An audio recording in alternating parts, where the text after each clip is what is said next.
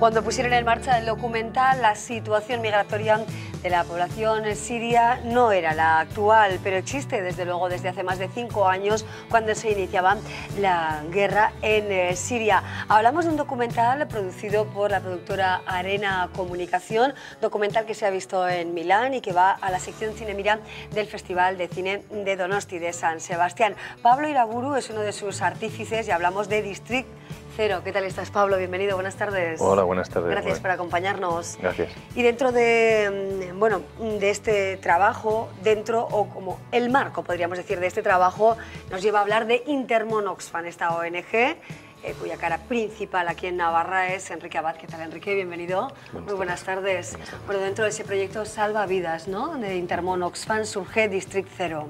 Exactamente, es un proyecto financiado por la Unión Europea y con la intención de hacer visibles a las personas refugiadas en todo el mundo, ¿no? Al final es una población de más de 60 millones, desde la Segunda Guerra Mundial no teníamos tanta población refugiada, y todo el trabajo que hay que hacer con esas personas, pero también en buscar soluciones a las causas de su refugio, ¿no?, de su huida, pues es un proyecto grande y en el marco del cual pues hemos contado también con distintos lenguajes, y uno de ellos pues es el cine, y gracias a Arena y a esta estupenda película, ¿no? Refugiados sirios en Jordania. Si te parece, Pablo y Enrique, vamos a ver brevemente el tráiler de la obra y luego la comentamos, ¿de acuerdo? La vemos.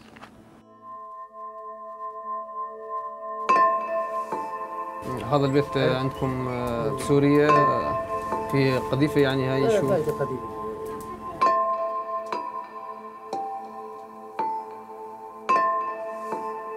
نازلين ولا ما انتم نازلين قاعدين هون؟ قاعدين حتى الله يفرجها.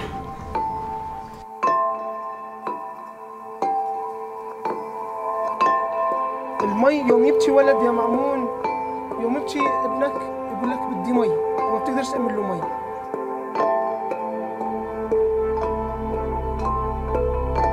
الوالد هون ولا بسوريا؟ لا سوريا.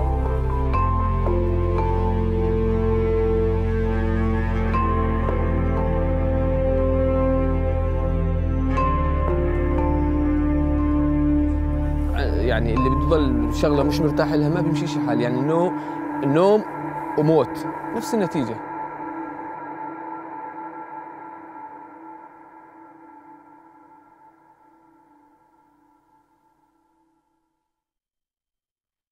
Este es el segundo campo de refugiados más grande del mundo, ¿no, Pablo? Sí, es un campo enorme que ha crecido muchísimo desde que comenzó el conflicto en Siria y que se ha convertido, de hecho, ya en la cuarta ciudad, por llamarlo de alguna manera, más grande de Jordania. ¿Cómo movisteis este trabajo? ¿Cómo os interesasteis, ¿no?, por todo lo que se está viviendo allí? ¿Cómo recogisteis las historias fundamentales que componen esta gran historia? La verdad es que partíamos de una premisa muy interesante y muy bonita, que es la que nos pasó el proyecto que, como antes comentaba Quique, había diseñado Oxfam Internacional con la ayuda de la Comisión Europea, y ellos lo que nos proponían era hacer visibles a los que son invisibles, dejarles hablar a los que habitualmente no solemos escuchar.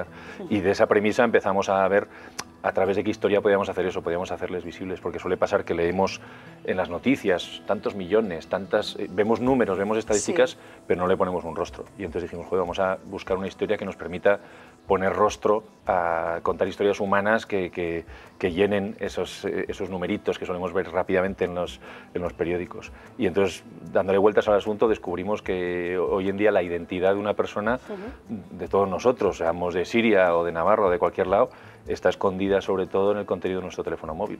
Y entonces dijimos, bueno, pues vamos a buscar a alguien que nos lleve al contenido de esos móviles, y así encontramos... Con una pequeña tienda, ¿no?, de telefonía, de recarga, algo así, ¿no? Es el protagonista fundamental o el hilo conductor de la historia. Sí, antiguamente cuando alguien se iba de su casa se llevaba pues unas sartenes, unas ollas, unas joyas o algo de ropa.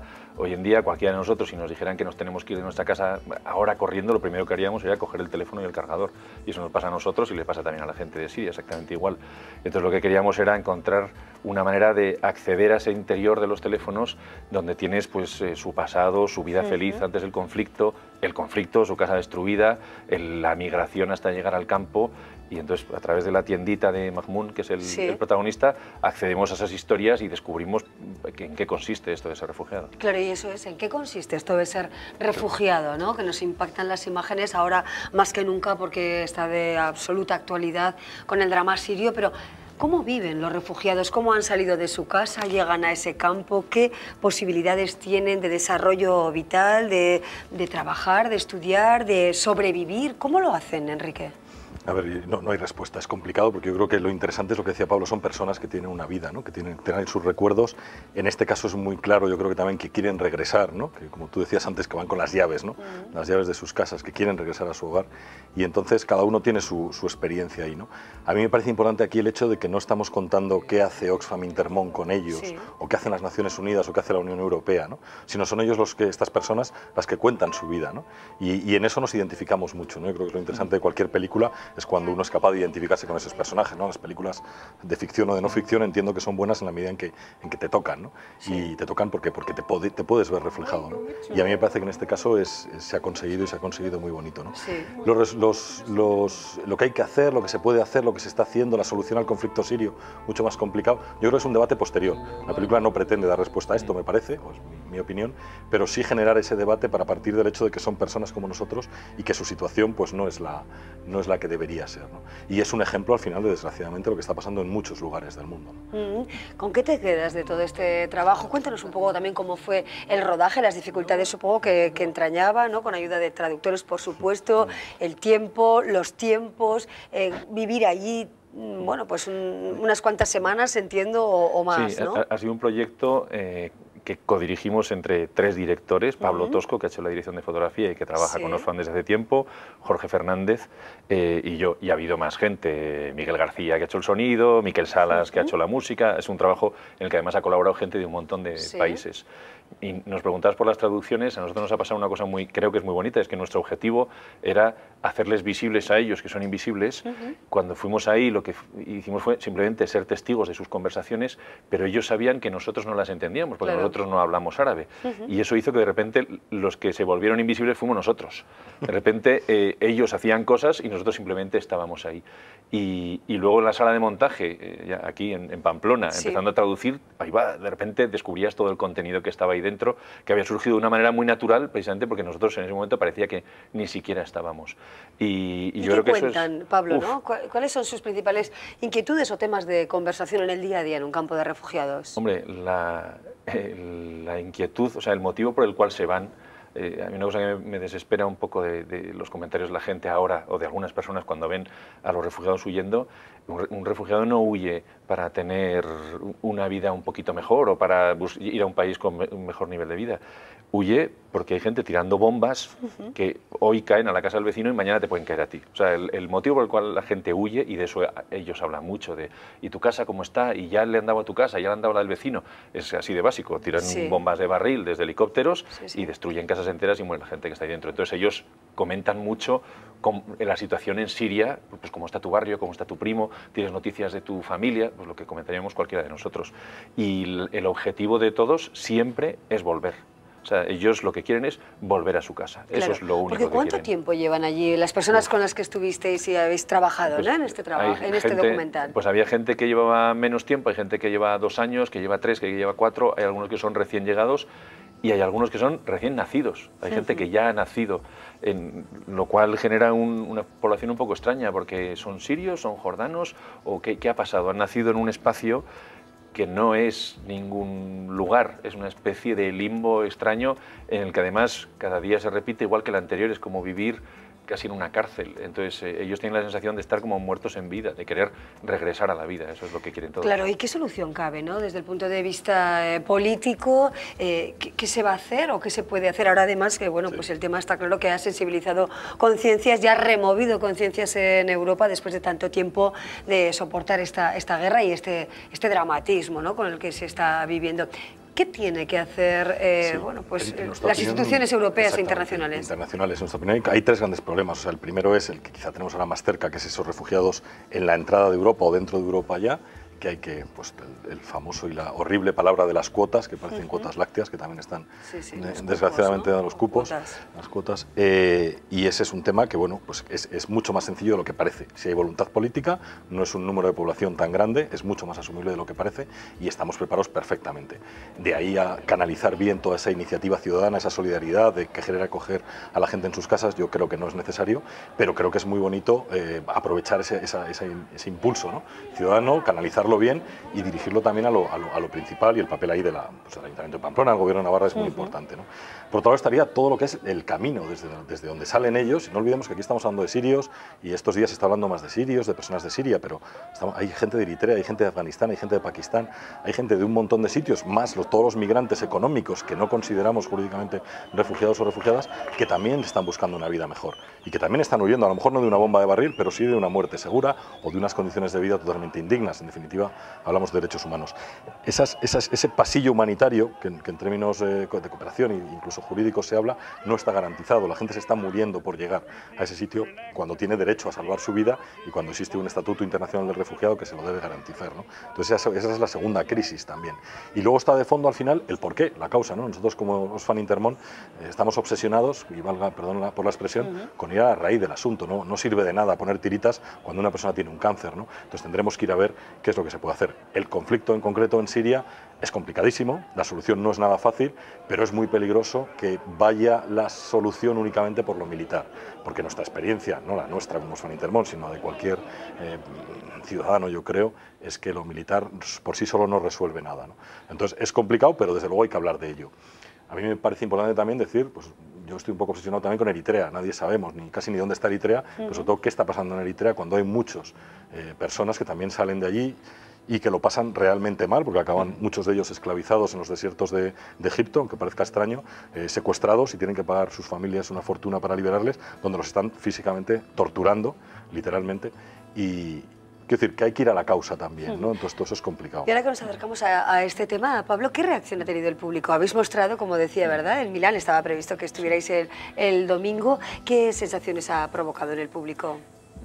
Por ahora llevamos solo un pase, ese que fue antes de ayer, por la tarde en Milán, que a mí me gustó mucho porque era un pase pequeño, así en petit comité, pero que me gustó la reacción del público en el sentido de que por lo menos habían sentido durante un tiempo, habían experimentado cómo pasa el tiempo y qué tipo de emociones tiene uno cuando está dentro de un campo.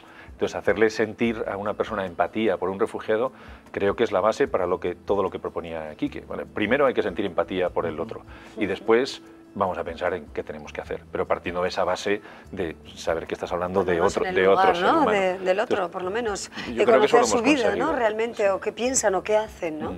Yo creo que eso lo hemos conseguido, pero por ahora llevamos el recorrido real de la película empezará en el Festival de Cine San Sebastián. ¿Sí? ¿Cuándo se proyectará? El día, ay Dios mío, el día 20. El 20 de septiembre. Me lo recuerda Quique, que es un nombre en el inicio del festival, ¿no? Y luego ya a los pocos días ya estará en cines en Pamplona y en cines de otras ciudades, y entonces ahí es cuando empezaremos a ver cuál es la reacción del público, que esperamos que a nosotros nos basta con que la gente se haga una pregunta, o sea, con que simplemente sienta empatía por la gente y piense o se haga la pregunta de, bueno, yo qué puedo hacer, esto a mí de qué manera me afecta y cuál sería el siguiente paso. Y el siguiente paso no sé yo cuál es el que deben dar, probablemente Oxfam sea un camino bastante interesante para darte pistas sobre qué hacer, y nosotros ya con sacar el tema a la palestra y crear preguntas entre la gente estaremos contentos. Claro, bueno, ya nos sensibilizasteis y nos hicisteis vibrar, ¿no? Con Pura Vida, Pablo, con otro contenido totalmente diferente y con otros trabajos,